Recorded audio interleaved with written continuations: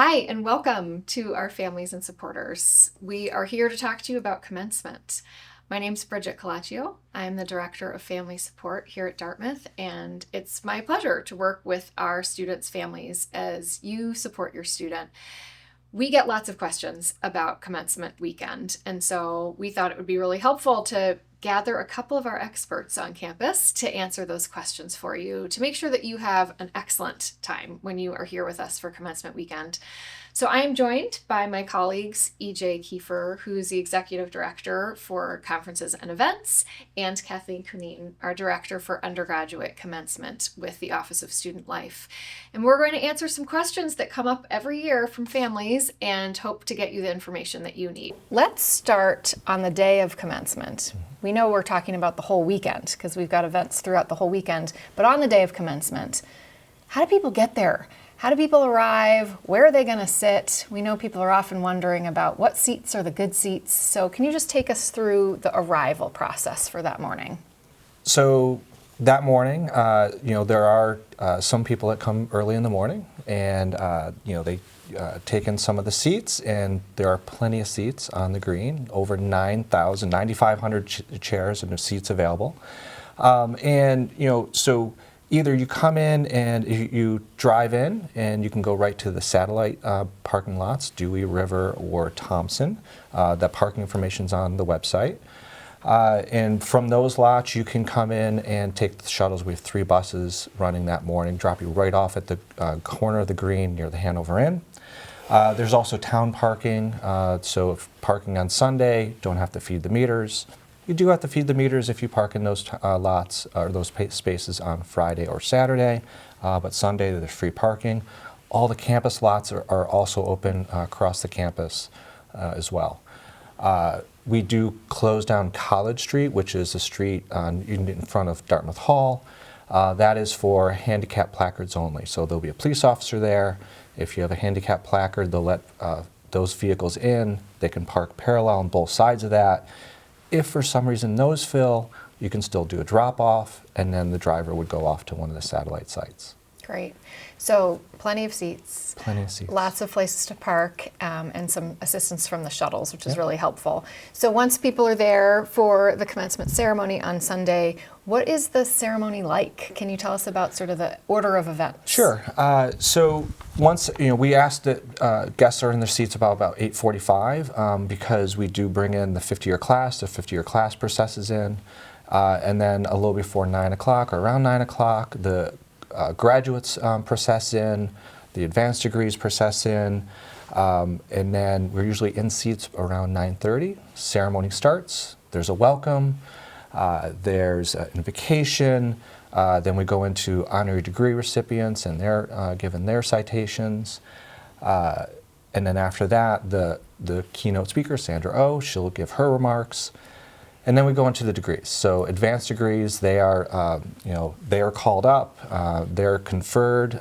So the president will confer those degrees. Those graduates go up on stage. They have all their names read, and then after that, we do the valedictorians. One of the valedictorians is selected to speak. They give their remarks, and then we do the conferring. We present and confer the undergraduate degrees. All those names are read. A lot of time to come and go. It's alphabetical. Some students will be out of alphabetical. The students will know that usually beforehand if they're in valedictorians sit up in a different sections, so they'll be out of order. But they'll all know that, and they'll be able to let their families know. And then after those degrees, the president gives her remarks to all the graduates, and then we sing the alma mater together. We have to stick around for that, and then we recess. Great. So. And Kathleen, in the morning, we heard how families are getting to the green and how the process will work for them, but for the students it's a little bit different. So what do they need to do in the morning? Yeah, absolutely. Thanks for asking. So on both Saturday and Sunday, the undergraduate students have kind of their own schedule of for a rehearsal on Saturday and assembly on Sunday. They have all that information. They will be told it multiple times, but if you You can help by reminding your student to pay attention to emails and the schedules that they receive. And then they will process to the green, kind of as EJ was describing, to take their seats. I just wanted to add to something that EJ said about the participant order for undergraduates is approximately in alphabetical order, which is what's in your, which will be what's in your program. But there are some students who are not in exact alphabetical order, and again, they will know that their participant order as of Friday, so they'll be able to tell you where they are if they're not quite in perfect alphabetical order the way it's listed in the program. So just always check in with them. That's super helpful. Yeah. We actually get a pretty pointed question about where to sit and where the best seats are on campus. Can you yes. give a little insight? So I'm going to start with what we have available to all our viewers is a Jumbotron, a very large video screen to the right of the stage. And because of that and kind of how our green is, the seating set up, there's not a bad seat. So 9,500 seats, they're all good seats. Most people, even when we look at photos of like the audience looking at the stage, they're going between the stage and the Jumbotron. It has open captioning, so they're all good seats.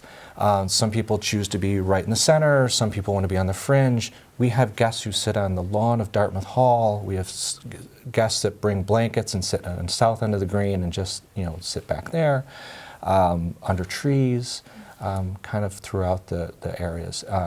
And then, if it's too cold, too hot, just want to get out of the elements for a bit. We do get questions from a family member with, older family members coming and worried about their comfort. The buildings to the east of the green, Dartmouth Hall, Thornton Hall, Reed Hall, have several rooms open, classrooms, comfortable seating, has the live stream going and viewed so they can watch from there. And they can come and go. So they can start there, they can go there halfway through the ceremony, and then decide to come back on the green and grab a seat on the green. That's really helpful. And there's restrooms as well in those buildings. Just going to say, accessible So restrooms. All the buildings are accessible, and their restrooms are accessible, and they're all really close to the green. So that's great to know. That's really helpful. And I get the sense that there's this sort of easy flow maybe and kind of open. People are moving around a little bit. Is that a fair? Yes. And so it's not just families and supporters that are coming to the ceremony. We have faculty and staff and community members who also come to the ceremony. Again, some of them are choosing to sit under a tree or in the south of the green.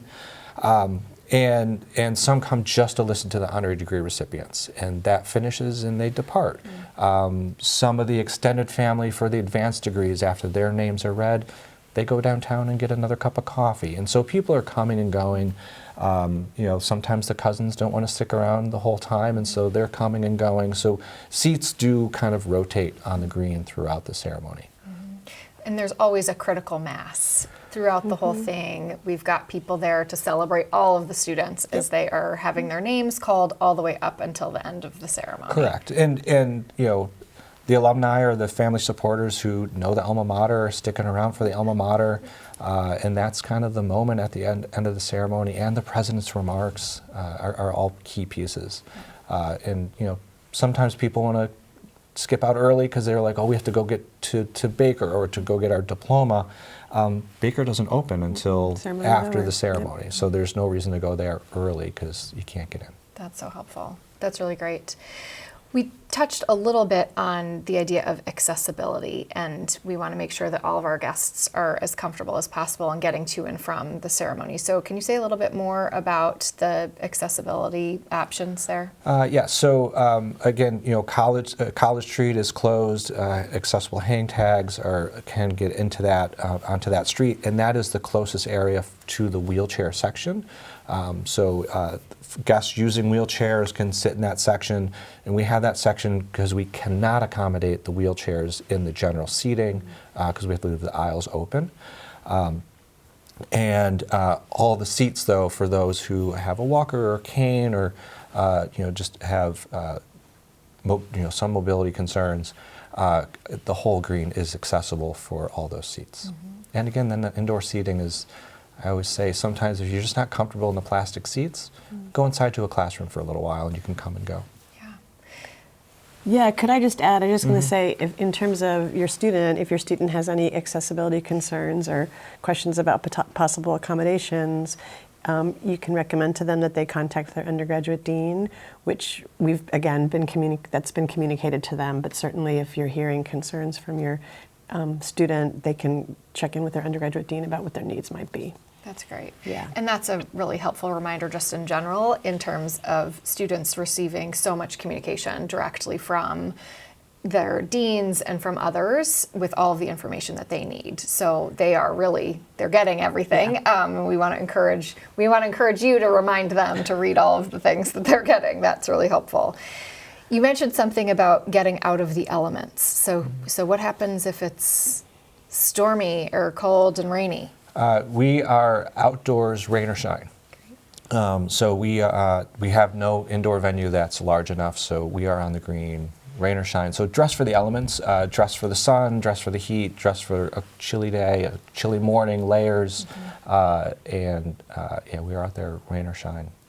That's great. Yep.